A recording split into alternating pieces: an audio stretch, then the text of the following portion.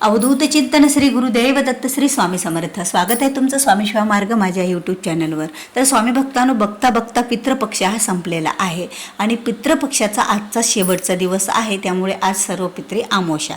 तर सर्व पित्री अमावस्या हा जो दिवस आहे तो पितरांना समर्पित असतो. तसं तर 15 दिवस झाला हा पितृपक्ष सुरू आहे. म्हणजे भाद्रपद महिन्याची पौर्णिमा ते भाद्रपद महिन्यातील अमावस्यापर्यंत हा पितृपक्ष असतो. आणि या पितृपक्ष हा सर्व पितरांच्या सेवेसाठी खूप महत्त्वाचा मानला जातो. 15 दिवसामध्ये पित्र हे आपले पृथ्वीतलावर आलेले असतात आणि ज्या वेळेला ते पृथ्वीतलावर येतात त्यावेळेला त्यांचं स्वागत म्हणजे त्यांना संतुष्ट करणे, त्यांच्यासाठी काहीतरी सेवा करणे किंवा त्यांच्या स्मरणात काहीतरी दान करणे किंवा कावळ्याला घास घालणे, गाईला एखादा घास घालणे की त्यामुळे पित्र हे संतुष्ट होतात. कारण कावळ्याला आणि गाईला जर घास घातला तर तो पित्रापर्यंत पोहोचत असतो. आणि यावेळेला पित्र या 15 दिवसामध्ये आपल्या दरवाज्यावर उंबरठ्यावर उभे राहतात. त्यामुळे घरामध्ये सुद्धा पितृसूक्त पठण वाचन करणे, पितृस्तोत्र वाचन करणे ह्या सर्व गोष्टी या 15 दिवसात करायच्या असतात. आता वेळेअभावी आपल्याला काही करणं झालं नाही किंवा आपली जी तिथी असते त्या तिथीला आपण पित्रसुद्धा घालत असतो. तर ही जी सर्व पित्री अमावस्या आहे ती म्हणजे सर्व पितरांना संतुष्ट करणारे अमावस्या असते.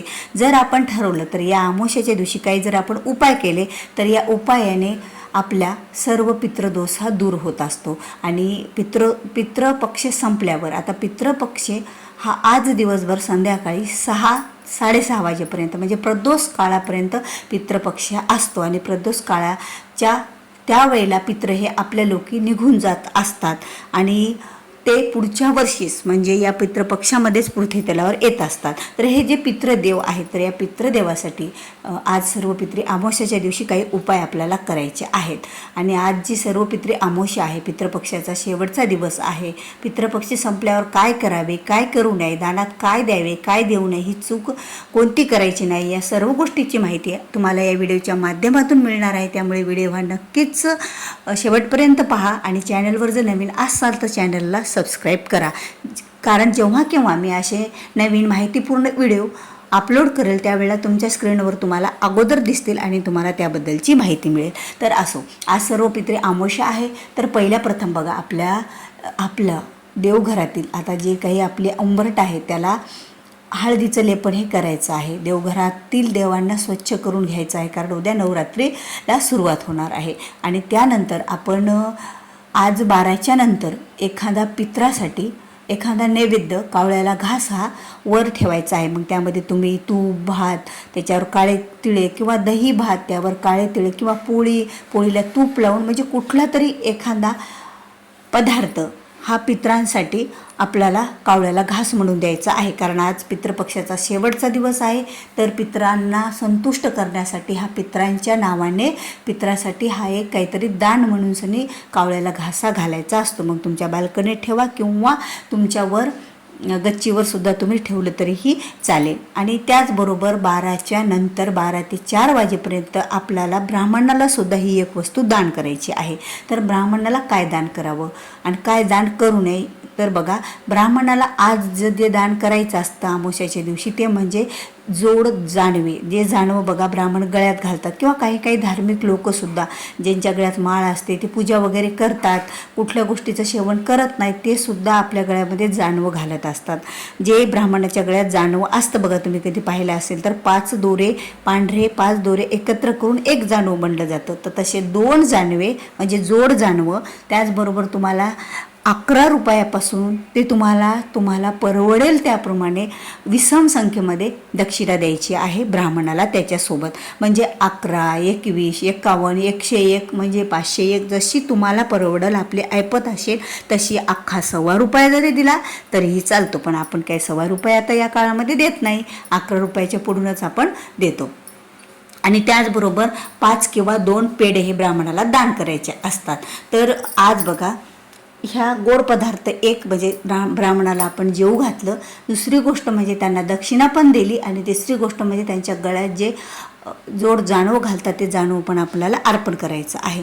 अशा ह्या 3 वस्तू ब्राह्मणाला दान कराव्या, ब्राह्मणाला नमस्कार करावा, घरी यावं, मदत कुठेही जाऊ नये. कारण ही सेवा ब्राह्मणाला दान केल्याच्या नंतर ब्राह्मणाचा आणि आपल्या पितरांचा देवांचा आशीर्वाद घेऊन आपल्या घरी यायचं असतं. आता ही एक गोष्ट झाली. आता त्यानंतर आपल्याला आणखी काय करायचं आहे, तर आज सायंकाळी आपल्याला प्रदोषकाळी एका नदीच्या काठीवर, तुमच्या गावाच्या जवळ एखादा तलाव असेल, गावाच्या बाहेर एखादी नदी असेल, कुठेही पित्राच्या नावाने एक तूप आणि लांब वाती टाकून दक्षिणेकडे तोंड करून तिथे दिवा लावून यायचा आहे पित्राच्या नावाने. असं म्हटलं जातं की ज्या वेळेला आता हे पित्राचा आज पक्ष संपल्याच्या नंतर स्वर्गलोकी जातात निघून, त्यांच्या पितृलोकी निघून जातात, त्यावेळेला त्यांना या दिव्याचा उजेडाचा आधार हा भेटत असतो, आपण लावलेल्या दिव्याचा. तर त्यामुळे त्यांच्या स्मरणात किंवा त्यांच्या चरणी अर्पण हा एक दिवा आपल्याला करायचा आहे. तेही गंगेच्या काठेवर किंवा तलावाच्या काठेवर, नदीच्या काठेवर, जे काही तुमच्या गावाच्या, तुमच्या शहराच्या जिथं राहतं त्याच्या आजूबाजूला असेल तिथे जाऊन त्यांच्या नावाने दिवा लावायचा. हा एक उपाय आपल्याला करायचा आहे. आता काय करायचं नाही तर बघा, आज एक गोष्ट, केस कापू नये. दुसरी गोष्ट, कुणालाही आज आपल्या घरामध्ये मांसाहार करू नये. त्याचबरोबर आपण कुणाचंही मन दुखू नये. घरात कोणी व्यक्ती आली तर आपली ती व्यक्ती तुमचं खूप, आता आपण म्हणतो ना की ती व्यक्ती तुमचा शत्रू आहे, ती जरी घरात आली तरी तिचा आदर करावा आणि त्यांना आपल्या घरातून उपाशी पोटी जाऊ नये. कारण ही जी सर्व पितृ अमावस्या आहे, जी दान केल्याच्या नंतर खूप पुण्य मिळत असतं. त्यामुळे त्यांना काहीतरी चहा तरी त्यांना घ्यायला द्यावा किंवा काहीतरी दान करावं, आपल्या घरात काहीतरी खायला द्यावं किंवा काहीतरी दान स्वरूपात द्यायचं असतं. असं केल्याने आपल्या घराला, आपल्या कुटुंबातील व्यक्तीला पितरांचे आशीर्वाद प्राप्त होतात, पितृ संतुष्ट होतात आणि या कारणाने आपल्याला भरपूर पितराचा हा आशीर्वाद मिळत असतो.